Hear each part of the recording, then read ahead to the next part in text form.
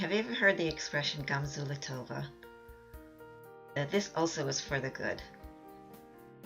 Well, I've been thinking, and these are just my thoughts, and it's not like going to be saying something which is absolute truth. It's my thoughts, and perhaps it will open up some discussion. I've been thinking how when a person says Gamzu Latova, that this is for the good, because we have a divine soul, we have a creative soul, and we're told that our words create. So if I were to say Gamzu Latova, that this is for the good, I'm actually starting to create the good about and bring good into the situation, no matter what it is. It's my intention that is actually drawing in some new energy that is going to create good and turn the whole situation around. And so it's the way that I respond to a situation is the critical point.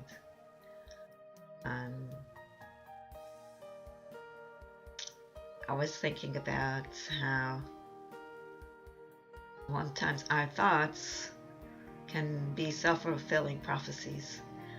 There was one time when I was giving my son some singing lessons. He wanted me to help him with singing, and I could see that as he got to the high notes, I could actually see his thought, in a sense, that he felt he's not going to make it. As he got higher to that note, I'm not going to be able to sing there. And then he didn't, because he just stopped himself. His thoughts stopped him from going there. So I just said, okay, this time when you go through it, just imagine that you're getting up there and it's going to sound really good. And then he did, and he didn't have that thought anymore. He was just thinking that it's sounding really good, and his whole throat opened up and his chest opened up, and the sound was beautiful. He himself had been stopping because of his own thought. He'd been stopping the sound from coming out, and he said, "I'm not going to sound good." And because he said, "I'm not going to sound good," it didn't, because I've heard it said that your subconscious always wants to prove you're right. It always wants you to feel that you're right. Whether you say it's good, whether you say it's not good, it's always going to make it so that you perceive it according to your own decision. I think it's a really powerful thought.